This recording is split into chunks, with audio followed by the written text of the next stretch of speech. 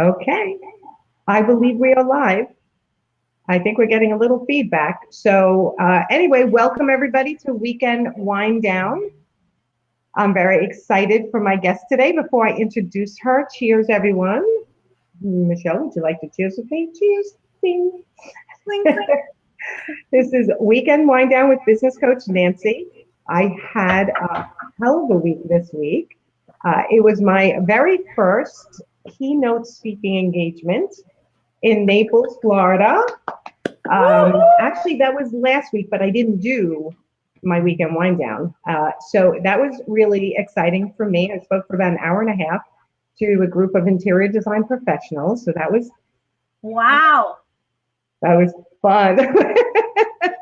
So anyway, so I had a hectic week and I rolled out my new course, the Interior Design Profit Formula. It's got a discount going until midnight tonight. I will try to at some point put that link in the comments. But if I look a little yellow today, guys, it's because my external camera isn't working and I don't know why, but I will definitely try to figure that out. So welcome those who are coming on and welcome to my guest, Michele Moreno. Did I say it right? Yes. Okay, Michele is True You Video, and she is an on-camera confidence coach. So I'm excited to talk to you, Michele, because I know my path to being on camera was not easy. The first time I was trying to just film some videos, I was working with a coach on how to up an online coaching business, and I kept trying to film these videos, and I got so stiff on camera. My son just looked at me, he was filming, and he's just like, "What is with you, Mom? Like, you're so comfortable and confident all the time. The minute the camera goes on, you're like stiff and all tight." So we'll talk a little bit more about that, but tell everyone about you, what you've done in your lifetime, and what has brought you to this point. Well, I've been a singer and actress my whole life. And then my husband said, "Moreno, you got to earn more than $12,000 a year." So I decided to monetize my skills by helping online entrepreneurs go on camera with confidence.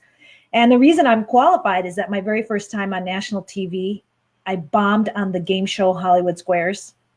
Really? I froze and I freaked out. My body went out of my body. What happened? It was horrible. And I literally gave up my dream of television acting for like a year. I just ugly cried for a year. And then I was like, you know what? I'm not going to let this dream die. And I went to on-camera classes. I found mentors. I got coaches. I went on hundreds of auditions, and I ended up being a network television actress on hit shows you've probably heard of, like Parenthood on NBC, The Shield on FX, Boston Legal, if you remember that show with William Shatner. So I overcame, and so by teaching others how, I went from freakouts to freedom. I'm also teaching them how to be their best on camera, to sell themselves as, experts, consultants, obviously interior design consultants, anybody who's offering a service where they're the face of their brand and they have to sell themselves as part of that service. Yeah, and it's very hard for people who have never been on camera to start going on camera. In the last 2 days, as a matter of fact, two of my new clients said to me, I'm really introverted. Please don't tell me to start doing Facebook Lives. And I'm like, I'm not going to tell you to do Facebook Lives right now. Let's just, take it one step at a time. I know we're getting a little feedback. We're trying to work on that too. Sometimes Be Live does that. So tell us how you get someone started from being stiff. But let's even start where they refuse to get on camera at all. What is that all about? You've worked with a lot of people. I know what it's about from the people I've worked, but from your experience, where's that coming from? Fear of the camera is fear of judgment from other people. And so anybody who has an experience where they were judged by the group by putting themselves out there can obviously have on-camera fears, because they fear that if they put themselves out there again, like they did in third grade when they did the goofy dance at the talent show and everybody laughed, that they're going to have that same experience. But it actually goes a little deeper than that. when we used to live as pack animals in our prehistoric times, if we separated from the group, would die from either being eaten by the predator or starving to death. So today, when people are pulled out in front of the group to speak to an audience or to go on camera, and they can't even see who's watching them, they think they're going to die. And our body actually goes into a flight or fight mode because we think we're facing death. And so the nerves that you have in your body, you have to, A, learn that they can help you, and B, channel those nerves into positive, expansive body language, using the extra blood that's pumping to your brain to remember your talking points and to articulate more and raise the volume. And so by channeling it and focusing on the needs of the person on the other side of the lens, that's how you're able to get through those panic moments.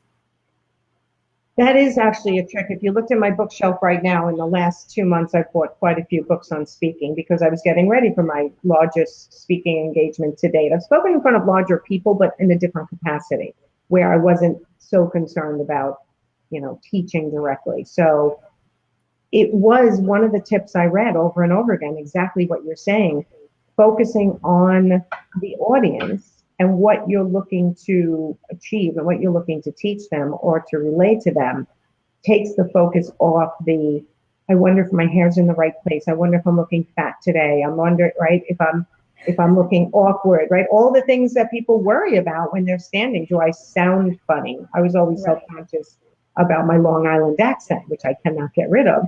But which is actually totally adorable. And for some people, the reason they want to listen to you talk because it's so pleasing to them. That could be the opposite could be happening too, though. They can't stand the sound of my. Right, and those people are not going to be your peeps. Exactly. They'll be like, goodbye, Nancy. True. And once I kind of got over, I kind of said, you know what, screw it. I am what I am. And one person told me to remember, and it was a coach. She said, remember, you're not being hired as a fashion model. You're not being hired as a model of any kind. You're being hired for your knowledge. And I think that was so obvious, right? It's so obvious. But for some reason, when she said it, I'm like, that's true. I'm being listened to for the lessons that I'm teaching on how to help people grow their businesses more, not for exactly how my hair is one day or how I'm standing one moment. But absolutely. And the thing is, when you're talking to a group, they're not even concerned about what your hair looks like or what your accent is. They're more concerned about themselves and their own problems. True. So they're not even what you put the attention on, the focus on, oh, I look terrible. And once you hit record or once you're standing in front of that audience, you needed to prep for all that, put the makeup on, get your clothes on. You need to do all that before. Once you're up there, there's no turning back on that. So you have to just stop focusing on that and focus on the fact that those people are not even thinking about you and your hair. They're thinking about, maybe some people might judge, but if they judge, it's going to be for 2 seconds. And if you start talking about things that matter to them and that are going to help them, as you say, get the expertise that they need to go from point A to point B, then they're going to suddenly be way more interested in what you have to say than judging you for your looks. It's so true. And even doing Facebook Lives, this all pertains to that same thing. I mean, one of the things you said I want you to talk a little bit more about. When your body, this is something I learned in doing the research on speaking, when your body starts to have headache, stomach pain, sweating, whatever it is going on while you're speaking on a Facebook Live or in front of an audience, it's trying to distract you from something. Correct? Your fears are going to make you want to run and hide. And the body, these are just, your body's just trying to keep you safe from the predator that could come and eat you. But the reality is that this is a vestige from past experiences that aren't happening in your current reality. So if your body is making you feel sick so that you don't get up on stage and talk in front of the people, it's because everybody was laughing at you in 3rd grade. And it's just trying to protect you from that horrible experience of everybody laughing at you again. Or in the case of our subconscious memories of the past, of the predator coming and eating you. But when you go onto the stage or get onto the camera and there's no predator and nobody's going to be laughing because the stuff that's going to come out of your mouth is going to be so valuable to them and they're only concerned about what's in it for me, then you have to say, what is my new current reality? Is there a bear? Are there people laughing at me right now? Actually, no. In fact, this audience is primed right here, right now to learn about my interior design secrets that they just need in their life to get them from point A to point B, to get them surrounded with a life of beauty, to get them out of their horrible existence of looking around them saying, ugh, my environment sucks, to having a beautiful life. So if you focus on getting your people from giving them the strategic, limited amount of steps that are going to take them out of overwhelm and into action, then they're going to love you. They don't care. They wouldn't even care what you had on. Now, people who are doing interior design are going to be judged by what they have on. However, even if you showed up with a bad outfit, let's say that they were like, I don't think I like that person's design, or I don't like that person's style. But what if suddenly what you're saying is so valuable to them, matters so much to what they're going through in their life? They're going to love you, even if they judged you a little at first.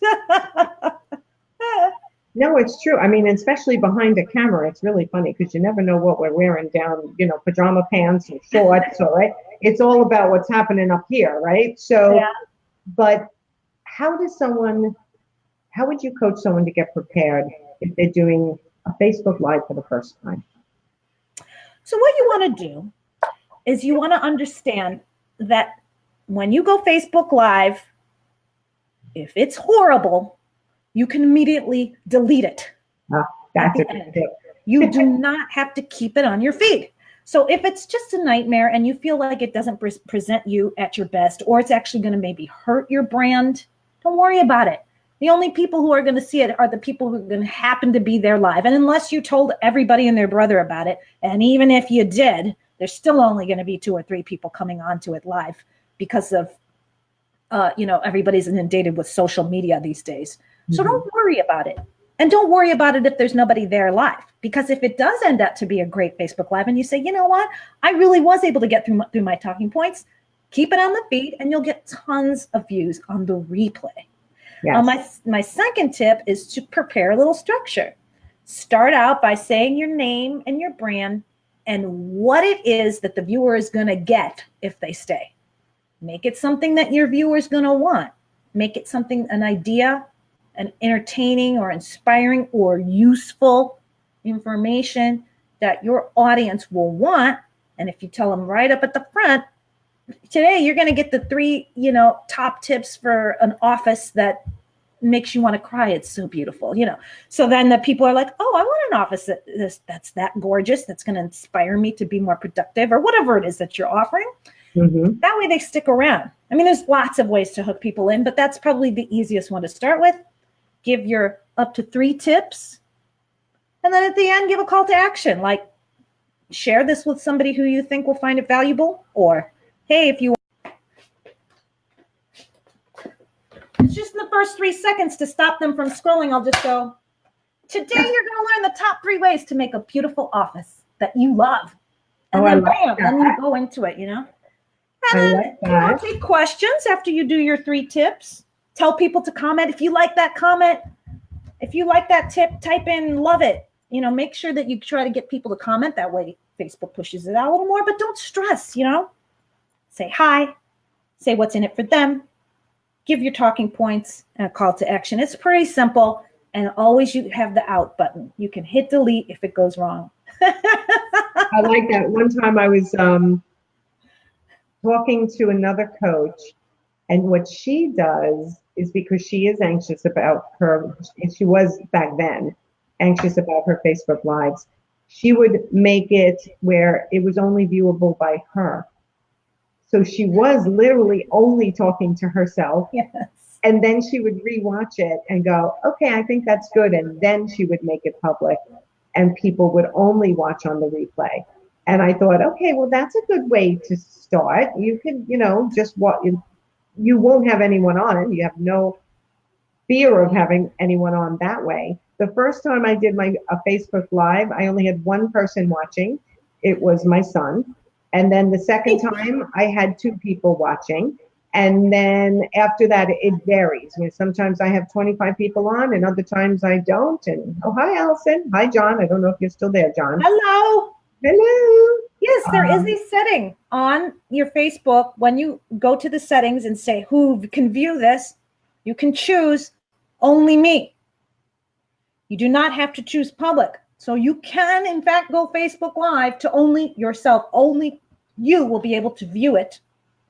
And then change the setting after the fact to be public. Or just delete it, and if you hated it. But you can go that route. Absolutely. Yeah, I think for some people when they're just starting out, but then if they're watching the replay and they're not ever going to like how they look. I mean, I never like how I look. I never like the way I sound. But at this point, it is what it is. I mean, being seen on a regular basis is what makes people know that I know what I'm talking about. When I come out with product, they're interested in it. They seek me out to teach them how to run their interior design businesses, or as creatives, how to run those businesses. And John is saying, so John is on. John saw me doing Weekend Wind Down. I saw Joe Hecker, this person in the interior design field, doing his Facebook Lives, doing it joint like this. So I said, I reached out to him. I'm like, how do you do that? Like, how did you do that? And he taught me how to do it. So then I created Weekend Wind Down. And then John saw me having Weekend Wind Down, and he's like, how do you do that? And now he does a show right after me in order to, you know, promote his business. So, and John, how's that going? How's it going, John? So yeah, and I think he's saying that's my first show. Accidentally, he must have had it showing just to himself. And it was an accident. It sounds like it was an accident. Hey, that's where you need to start. Start that way. He's on show number 35 now. Wow. Yeah, I don't even count my shows. I have no idea how many shows I've done. I probably am somewhere around a year now. And I've missed maybe 3 Fridays, I think. So do you do this in your business yet? Is it something that you've started taking on, doing regular Facebook Lives? And are you finding any success with it? Who, me? Yeah. I'm terribly inconsistent. I am a typical creative. I'm an actress. I am very, very inconsistent. However, I still get clients primarily from my videos. I very rarely get clients from anything other than social videos, and I don't even do ads. So what I do is I focus on just making them very valuable when I do them, and I get most of my plays on the replays because I'm so disorganized. Like I have.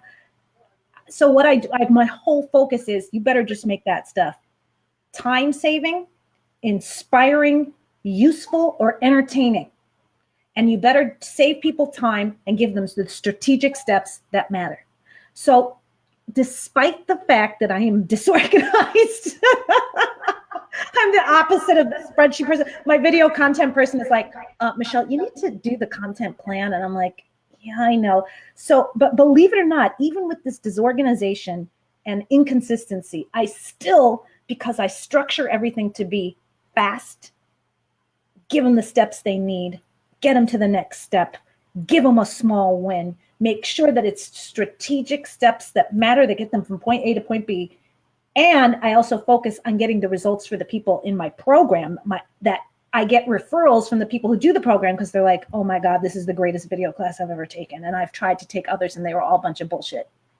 So as much as I wish I could say I was consistent, I am not as consistent as I should be, but I focus on being valuable when I am.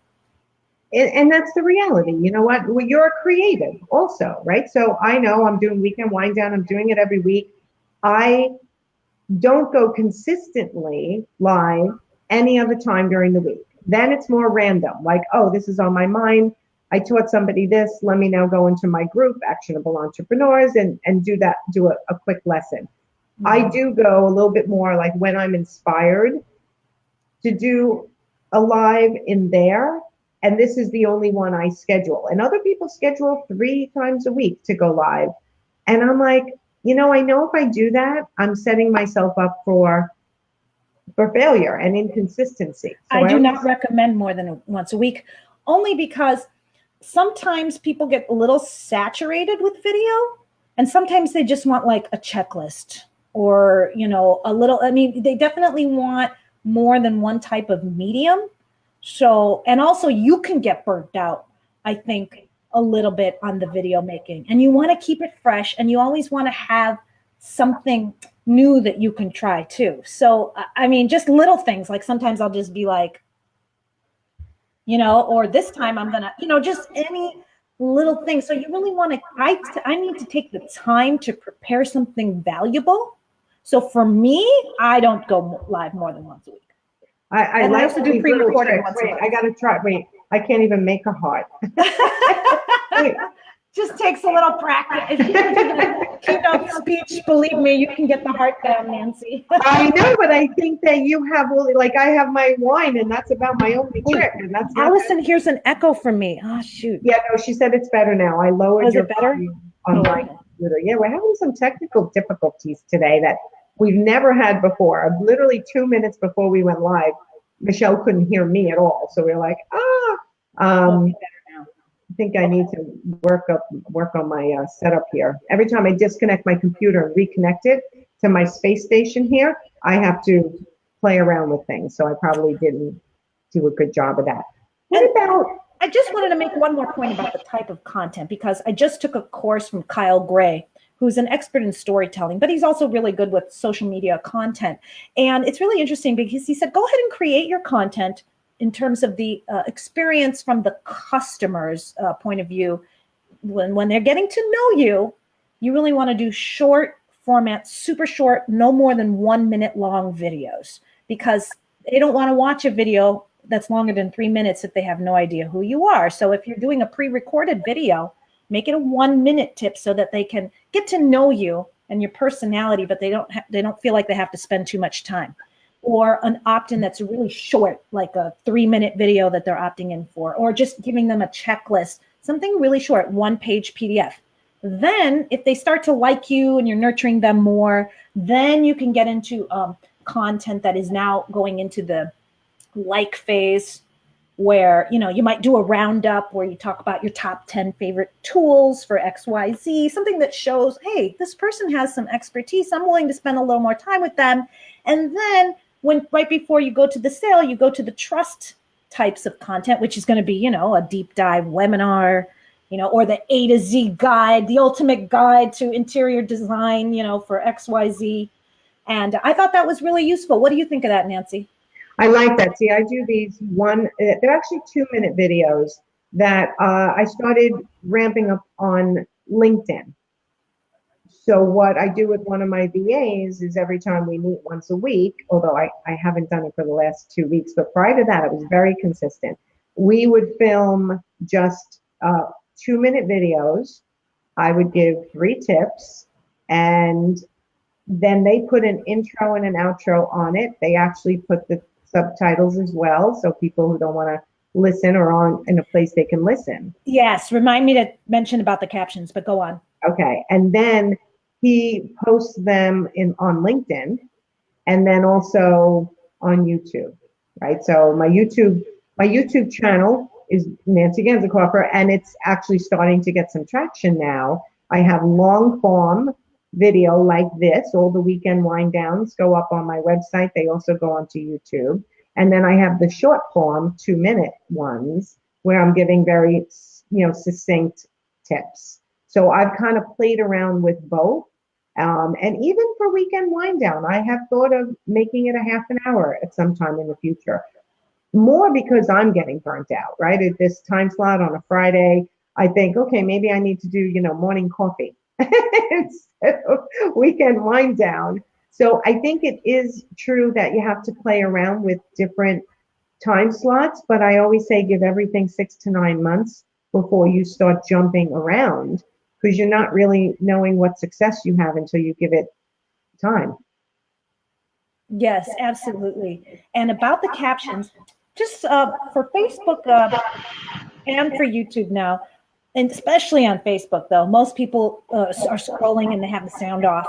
And you must obviously push the sound in order to get the sound on Facebook.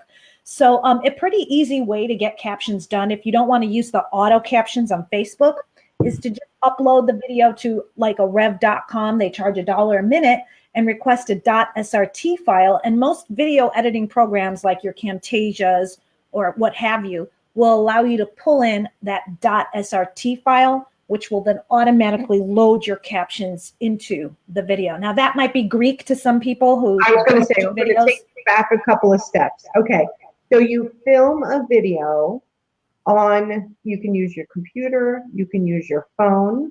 Yes. And then you go to what website? You can go to a website like rev.com and it will transcribe your video for you into a transcription, which you can then turn into an article. But they'll also do something like captions for you, which most captions are done in what's called a .srt file. And you can take that SRT file and pull it into a lot of your basic video editing programs. And then the captions get automatically placed into the video in all the right spots. And it's not a very expensive service. So just if you decide that you want to start putting stuff on YouTube and you want to make an actual channel where people are going to watch, I recommend putting the captions, baking them into the video itself. So for the people who that's Greek to, what I say is go on to Fiverr, Fiverr, and get someone to do it for you. Completely, yes. Right? Yes. I can't do that myself. I mean, I have a team of VAs, so I have them do it. Yes. How important is that for, like, how important do you feel it is to have an intro and an outro? Because I have that on the 1 or 2 minute videos, but I don't have that on, things like this. When I upload them, I don't take this and then get them captioned. I just upload. I think it's more important to have a hook in the beginning of your video. I mean, sure, an intro, outro, which you really don't want it to ever be longer than 11, 12 seconds at the most. But you usually want it to be more like 5, 6, 7 seconds. That might look impressive, but it's not that crucial. What's more crucial is that you have a hook in the very beginning of your video that will make a person want to stay. And the only thing that will make a person want to stay is if there's something in it for them, if they're going to get something out of the video. Okay. So if they see a person crying and the person puts up a sign and says, "He dumped me," okay? And that person is going through a breakup and they see some girl crying with a note that says, "He dumped me," they're going to keep watching because they're going to be like, "Oh my God, I know this horror show." So that's the hook. That's way more important. Or for an interior design, let's say they're trying to attract some commercial client. And it says the top 3 ways to have beautiful artwork in your lobby for pennies on the dollar. And suddenly you're like, "Ooh, I want to know that." So that's something that matters to the audience. Or if they're going to be inspired in that hook where Gary Vee is going to say something like, "You think it all comes easy? Let me tell you how you make it as a blah, blah, blah millionaire." Or like somebody who has so much conviction and passion right out the gate. You're going to be like, "Well, I want to hear what this person has to say." So that, I think, all the hook, the first 10 seconds, that is way more crucial. Now, right after that hook, if you want to put in an intro, great. It might make you look, your brand look more professional. But I think in the beginning, it's more important to have the hook than it is to have a show intro, a slick show intro. Okay, so I just have to point out a couple of things that I've had training on, and you're doing all of that, right? So I want to point out how animated Michele is, how she's using her hands when she speaks, which is actually one of the tricks to being a more compelling speaker. Really? Oh, yeah. Have you ever read, I wonder if I can grab. I'm so excited that I do it. Oh my God, one of my favorite books is, hold on, let me actually see if I can grab it. It's right here.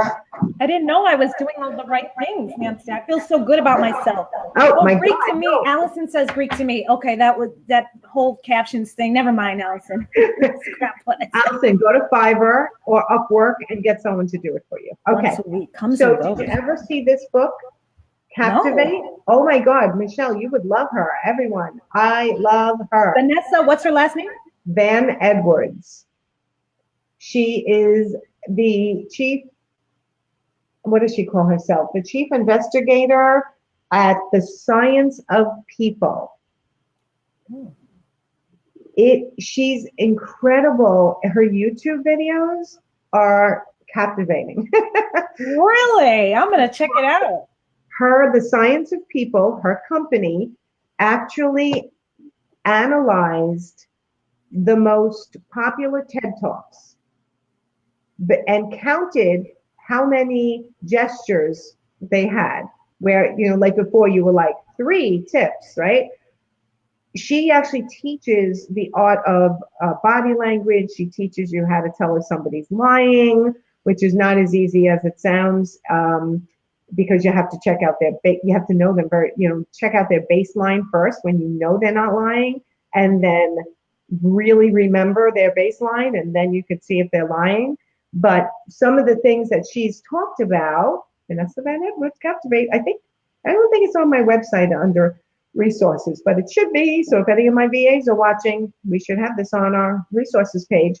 She also teaches you just things about if you're in a meeting, where to sit based on what your relationship is with the person running the meeting, or if you want to say something at the meeting. Should you sit to the right, the left, or across, and what that all means? And what if you're at a round table? She goes through all kinds of details and what to do at networking events that make things you can do, where to stand that make you more appealing. But when it comes to being on video, it's more she teaches how to be a compelling speaker, which translates to video. And you've got so much of what she talks about. Well, Allison said her hands were distracting. And I say you always just want to be the true you. Like if you're a hands talker, then you're a hands talker. And there's nothing, you just want to be natural. You don't want to put on the gestures unless somebody's like, oh my gosh, you're stiff as a board. Please do at least one gesture. Work it in there. Okay, so then you're going to have to force yourself.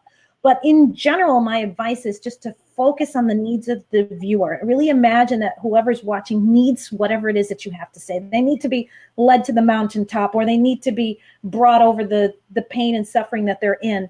And so, Allison, I say to you, just always be the true you on camera. Now, if many people tell you that your hands are distracting, or your ideal clients are the ones that pay you on time tell you, there's one thing I don't like, it's your distracting hands, and maybe you could change, but that's probably not what's going on, in which case just be you. Yeah, and I was going to say, Allison is like me. We always talk with our hands, and she's a very animated speaker, and I think doing live videos for her it's going to convert for her beautifully. And it was hard, right? More to come up with content.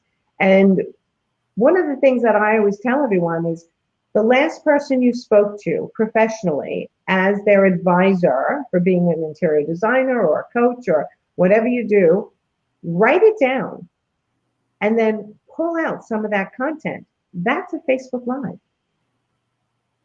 Absolutely. That's a video. That's an email. That's a blog. I mean, it can translate to so many different things, because you shouldn't be afraid to give away information, because people don't hire you for information. They hire you for implementation. So I could read all the books in the world about how to speak and how to be compelling on camera. But when I actually go to do it, all that information is rolling around in my head. And I need a coach like Michele to say, okay, breathe, stand this way, do this before. Let's talk about it. Where is all this fear coming from? So isn't that what you work with people on? Well, at the end of the day, if we wanted information, we would just go to Google. And it's a harsh reality that many informational products are now becoming less and less popular, and people just want an experience. And an experience with a human being means, Allison, people are going to come to you because you talk with your hands and because the way that you implement and direct and guide them is your special way that they get it, that they respond to and that they're motivated by. So tell me your question again, Nancy. You got to remember. I don't remember, but it's your uniqueness. And so when I say be the true you on camera, it's only because that's what you're going to be like when you deliver the service. You're not going to change your personality once they give you money. So you better just show up the way you show up in real life. You want to be the same on camera as you are off camera, because if you're hiding or changing or stopping your hands from moving, people feel like you're not trustworthy. You're not going to do what you say you're going to do, and they're not going to give you any money. So I always equate it to dating. Whether you're married for a long time or not, I was, in the dating world. If you try to present like I want to present a certain way, and I'm trying to hide who I am because I think it's going to be more appealing if I don't show this side of me, and then now you start dating, and a year later you suddenly start being you. It's a bait and switch. So you know what, guys? Don't bait and switch your viewers. Be yourself right from the beginning. If you talk with your hands, talk with your hands. If you don't talk with your hands, it may be something that you want to incorporate a little bit more movement into your presentations, because it is something that is proven to be more compelling as a speaker, but it can't be canned. It has to become something right. You have to practice. Absolutely. And to answer your earlier question about how does somebody just start, this is how you start. Yeah, show us. Grab the camera, you put it in selfie mode, and you walk until you are in front of a window with natural light coming through, because the most flattering look is a face that is well lit by natural light, but not like so harsh that you can't see, but you will look your absolute best. You put the lens at eye level or slightly above, and then point it down so that you are seen from here to here, as close, as much into the frame as you can. You don't want to be like with a huge space between the top of your head and the top of the frame. That's one of the biggest mistakes that I see. You want to be fully, if your face wants to take up 50% of the frame, so that even if somebody's watching on their mobile phone, they can still get a sense of who you are, because video is the next best thing to being there, and that's why you want to do it. Even if they're short videos, somebody gets a chance to see you and they can decide, yes, this person is for me, or no, I don't like their personality. And they can move on and not waste your time or theirs. Okay, so go ahead. Camera near an open window if you're just talking. And then just hit record and just videotape yourself saying whatever comes to your mind. Watch it back and then say to yourself, what can I do to improve? The number one mistake I see the number two mistake, no, the number one I would say, is that they don't locate the lens, and they're they're staring at their image and watching themselves instead of talking, or at least connecting every once in a great while to the lens, because the viewer wants to see you look at them and check in with them. I mean, you don't have to look into the lens the entire time like this. Right. Because you wouldn't be doing that in a regular conversation. Right. But you want to at least know where that lens is at all times so that you can connect to it when you have an important point. And that is the number one mistake I see, is that people are just looking at themselves the whole time and they never, ever connect to the person, the viewer. That's a very good tip. And one of the things that I've gotten comments on before when I'm coaching people, because I coach people via Zoom, video. Mm-hmm. You're gonna hear my dog barking. She's been on a tear today, barking at everything that goes by the front door. And one person said to me, how come you're looking at me, but I'm looking down at you? And I said, well, I've trained myself to look at the camera. Like, I am not looking at Michele right now. When I'm looking at Michele, this is what I would be looking like to the people who are watching. But when I'm doing video, I've trained myself. And I think it was my son Or someone said to me, put little eyes next to the camera, those little sticky eyes that you can buy, so that you remind yourself to look at the camera. And that helped. It really did. I just did a little, like, I didn't buy those eyes, but I had made little eyes and put them. And it was funny to me also, which made it amusing when I was doing my own video. Like, they have no idea I'm looking at these little googly eyes by the camera. I also recommend, if you want to have a favorite client or somebody you love, take a photo of them and just cut out a hole where the nose is and put it over so that you're speaking to somebody you love. I never heard that one. Well, that's one of the things I teach in my course. Oh my God, I love that. That's a great tip, because it is important to just pretend you're speaking to one person. And someone you really enjoy, who brings out the best in you. Yes. When you're doing I guess I'm talking when you're doing solo Facebook Lives. Yeah, or recording a video where it's just or recording a video. Direct to camera, yeah. If you think of that one person and say, I know this will help you. I know what we're talking about today on how to get on video and have more confidence on your video is going to help you today. It makes a big difference. And I know you guys will really get a lot from this video, from this presentation. It makes such a difference. And then what happens is often people go, well, what if it's not helping everyone who's watching? I'm like, then they'll go off. That's absolutely true. They won't watch. Sure will. And if you start out, like you were saying, where you just literally are presenting things that people are already coming to you, just start answering questions that people are already coming to you asking. The most frequently asked questions will hook in the most strangers. So you could start with the most universal problems for those really short format, 1 minute long videos. Like, what's the one thing everybody's always asking me? How do you get started? So that would be like my 1 minute tip to get most people hooked in, to get to like me. But then as you get to the I want to know more about this person because I'm thinking of investing in a program, then I'm going to start answering questions like, how do you get clients from videos? Because that's a problem that someone potentially is going to pay for. Actually, I am going to maybe pay money to get clients from videos. And then the second thing is, it leads more logically to the program that I offer, turn viewers into clients. So that's another way that you can structure your video content. Frequently asked questions in the beginning, solve urgent problems people will pay money for as you get closer to making your offer of your program. And do you call your program How to Turn Viewers into Clients? Yes, it's called Turn Viewers into Clients. Oh, I like that. Do you like that? I do like that. I think I'm that's also thinking of making a new one called I Heart My Videos, and in 6 weeks, the mission is to have a completed video that you are proud to put online in 6 weeks. No, as a business coach, I like You like turn viewers into clients better?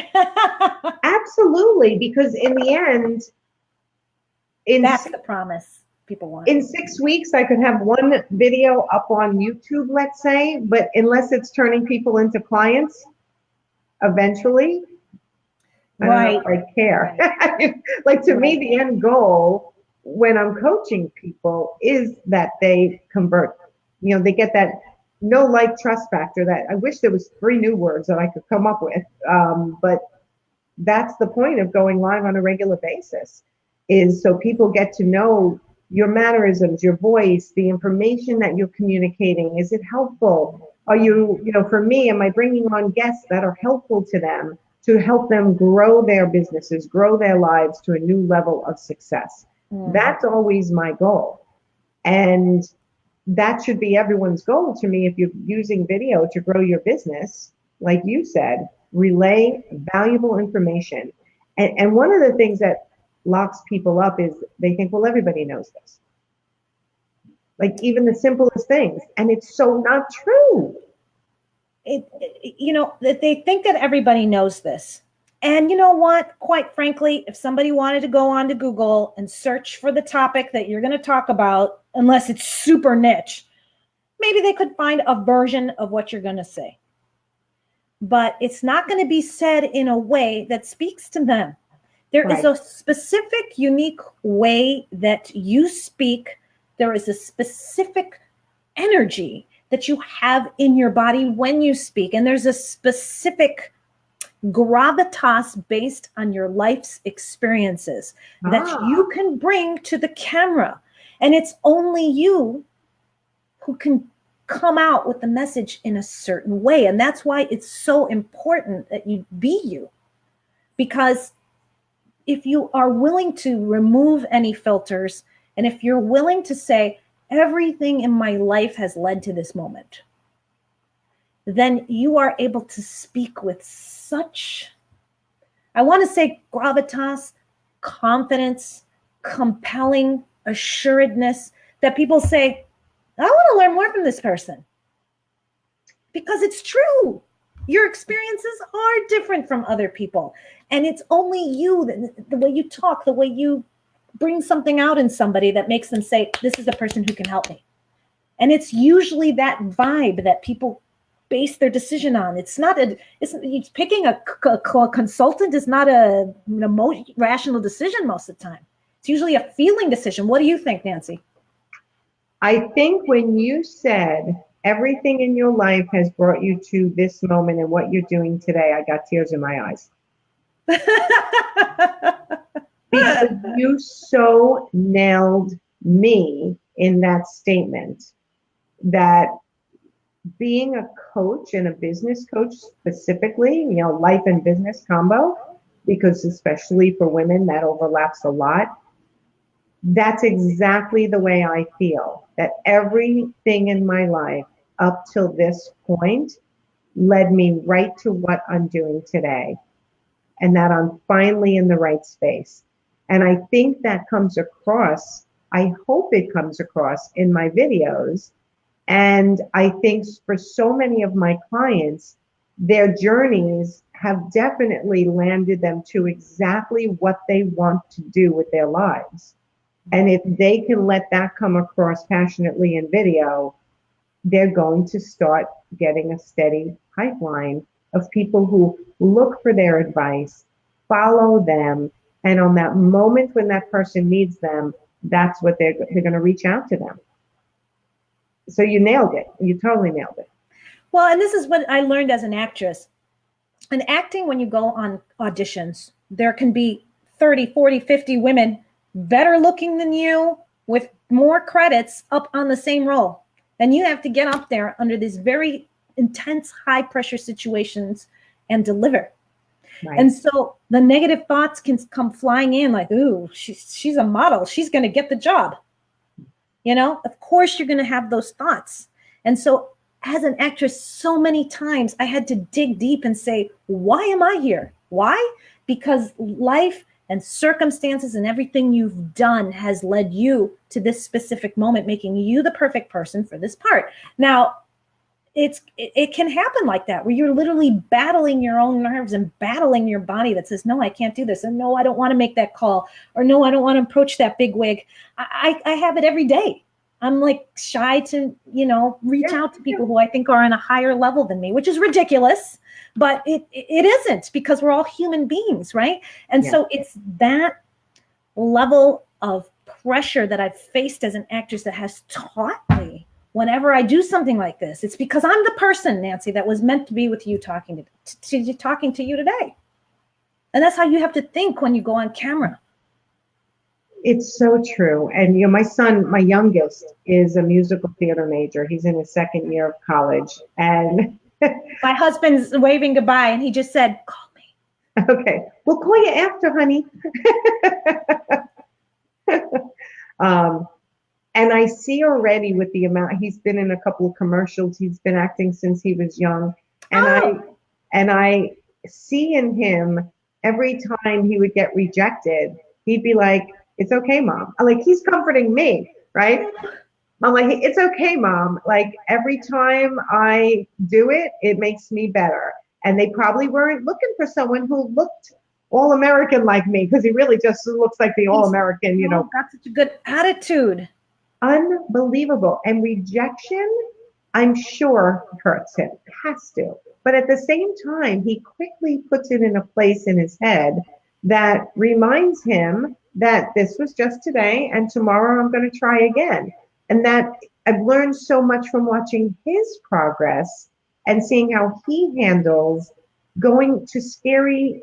I mean, I don't know how you did it. I don't know how he does it. Memorizing lines and going and giving it your all, and then not getting the job. I had more than 200 no's. I got, after 200 auditions, I hadn't gotten a single commercial. It was only after 210 auditions that I finally landed one. And let me tell you what video mastery is. If you have a fear of the camera, then you just make that video where you just say whatever pops into your mind, stand in the good light, put some makeup on if you're a woman, a little extra than normal, stand in that light, look at there and just give somebody a tip and just practice and keep going. And you will be lousy at first. You cannot compare your novice work to the work of the masters. But if you take your son's approach, where no matter what the result is, there's always improvement for the next time. You just watch it back and say, how can I improve for the next time? So what I was doing on all those commercial auditions where I got no, I would say, what can I do better for next time? How can I enter the room differently next time? What can I do on that delivery next time? And all I did was just take the real world feedback and incrementally improve little by little until I finally landed one. And that's exactly how it is on video. You're going to maybe suck at first, but then you just keep going. And eventually you watch it back so many times that you're like, oh yeah, I could put the angle here. Oh yeah, I could get more light in my face. Oh, next time I'm putting more lipstick. Next time I'm going to talk about that point first instead of last. Right. And eventually you're a master. I love it. I love it. I love all your opening tips. I'm sitting here looking at my desk going, what can I do? I want to get one of those things. The clapboard? Is that what it's called? The clapboard? It's called the clapboard. You can get it on Amazon for like $30. I love it. Okay, guys, should I get a clapboard and be like, weekend wind down with Nancy? Here we go. And then cheers. I have double props. I love that. And then at the end, okay, that was a take. I love that. And just, like your little things. I think I don't do any of that. I'm kind of boring when it comes to all that stuff. I need to get fancier. No, I mean, you got views. You're doing the right things. Doing the right things. Let's talk about one last thing. And believe it or not, we're almost 25 minutes in. I can't even, and almost at 5 minutes left, I should say. Are there any things that you can give as a tip? Like your nerves are crazy, you're sweating, or you're nervous and your voice is shaking, your knees are knocking. Is there anything to do right before you go on that can help release that adrenaline or whatever it is that makes you crazy? Your body is going into fight or flight mode to escape the fear of dying. So the first thing you have to understand is that nerves are your friend. There is a TED Talk by Kelly McGonigal called How to Make Stress Your Friend. And in it, she did research where she found out that a control group was taught that nerves were their friend. And they actually performed better under stressful situations, just knowing that stress can be your friend. So you take the nerves, then you literally roll your shoulders back and squeeze your shoulder blades. So what you're doing is you're becoming someone who not only looks more confident to the viewer, but then you're also creating the inner chemistry of confidence by assuming expansive body language. You also take up as much room as you can. So if you're sitting down, you open your legs like that obnoxious guy in the subway who takes up 3 seats. That's exactly what you want to do. I mean, unless you're a woman with a skirt. But, you want to take up as much room up here then by squeezing your shoulder blades and standing very tall. Next, you want to breathe in and out. Okay, right before you hit record, just to breathe in and then blow it out, like count to 5 when you blow out, just to get a good deep breath in. And then you're going to connect your eyes to the lens and you are going to channel all nerves into your focused action. And your focused action is to deliver the first tip to your person who needs it, or your first action is to, I am going to motivate this person on the other side of that lens today to take my call to action, or whatever, action that's really focused on the needs of your viewer. Then you want to visualize somebody you're talking to, or know who it is that you're talking to in advance, and you want to strengthen their pain. So we call this raising the stakes in acting, where you literally imagine they're going to die if they don't get the information that you're going to give. Because what happens is when you care about something, and most coaches, consultants, people in this expert space, they care more about helping other people than they do about themselves. So, absolutely. Yeah. So they take away your self-focus and self-consciousness if they really say, this person really needs this right now. And then you hit record. Love it. I wrote down How to Make Stress Your Friend. I'm going to go look for that TED Talk. How to Make Stress Your Friend by Kelly McGonigal. Kelly McDonovan? McGonigal? Oh, McGonigal. Yeah, and I can put it in the comments after. Yeah, please do. And you know what? I always watch the Amy Cuddy with the power pose. Yeah, those are great. And that works. Power pose. Yeah, power pose or Superwoman, or if you're at a desk, you can lean back, put your feet up on the desk. Yeah. 2 full minutes, right? It actually lowers your stress hormone and raises, I can't remember what else, but it works. And I did it for so long, and now I can actually feel the uptick in my energy as I'm standing there, which took me a little while to get really in touch with that. But now when I do it, I can actually feel when it changes my hormone level. It's really weird. That's cool. And that's some ninja stuff. That's ninja stuff. So, okay, Michele, tell everyone where to find you, and please make sure you put it in the comments, the name of your course again, and where to find that. Yes, you can go to my website, michelemoreno.co, and I will put it in the comments. You can also get my free on-camera confidence mini course, and that's at info.michelemoreno.co/OCC, and I will also put that in the comments. My signature program is 6 weeks, called Turn Viewers into Clients, and that's also on the website.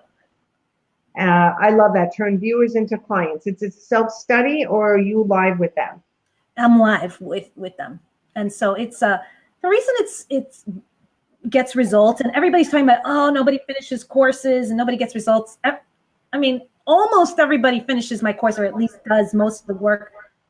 I would say 80% get results. I mean, I think the reason is because I focus so much on giving people the limited amount of information that they need to get to the next step. Right. So I really focus on that in this program. It's like, you know what? Just watch this 12 minutes and then fill this template out in a workbook, and then you're going to shoot a video. So you make 3 videos in 6 weeks. You do takes 1 and 2. And the reason I think that people get the results is it's real short amount of steps that you have to take to get somewhere. But then also I give the detailed feedback on the videos, which gives them the exact, I put very detailed information, like, okay, you're scrunching up your forehead. So what you're going to do is scrunch up and then release before I give them such detailed feedback on how to improve their videos. Or like literally, I'll be like rewriting the script. I'll be like, cut out the time code from here to here and rewrite this. I like do messaging and framing and personal work. And so that's really the magic of the program. That sounds magical. I might have to go in and do that myself. I mean, I've done it for a long time, but I am definitely one of those growth mindset people, and there's always more you can learn, always, to get better at something that is going to improve your business, and something that's this is marketing, everybody. If you can do video, it changes the face of your marketing program, and it converts a lot higher than passive marketing.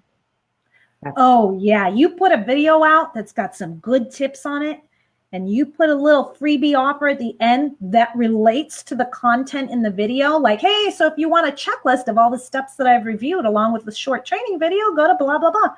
You do that, the opt-in rates, I've gotten like 85% sometimes, 50, I'm like, damn, that's good. And then I'll do like a Facebook ad or something cold, and it'll be like Nothing. 2% option rate or something like that. And I'm like, oh my God, it's really that give somebody something good, and they will opt in, even if you have a lousy landing page. So it's so powerful. So powerful. Well, thank you so much for being with me here today. I totally enjoyed this. Oh my gosh, Nancy, thank you so much for having me. And make sure you put all those links in the comments so that people who are watching now, excuse me, and people who watch on replay can find you. Yes, Allison says always learning. I'm thinking about taking a course right now. I'm always learning. I'm always learning. I'm a perpetual learner, but that is, to me, when I hired my coach, it skyrocketed me to the next level. And, every personal trainer has a personal trainer. Every coach has a coach. Right? It's important to always have that growth mindset. So again, just to remind you guys, I'm Nancy Ganser-Corper, business coach to interior designers and other creative entrepreneurs. And I just rolled out my new course, the Interior Design Profit Formula. It's on pre-launch. Wait, let's see if I can do this. It's on pre-launch, and I'm giving $200 off up till midnight tonight. So if you haven't gotten that, go onto my business Facebook page. I'll also put the link here. I'll go on to, in my group, Actionable Entrepreneurs, and all the details are there. It'll take you to the landing page where you'll find out more about that course. I'm really excited. People are grabbing it now before it goes up to regular price, and it's exciting. It was a long time for me, 3 months to make that course, and it's everything that's in this brain dumped out, and everything I've taught hundreds of designers to make them more profitable and more confident in running their business. So I will see you guys all next week. Thanks, Michelle. Bye, guys. Have a great weekend. Cheers. Ka-ching. See you next week for Weekend Wind Down. Bye.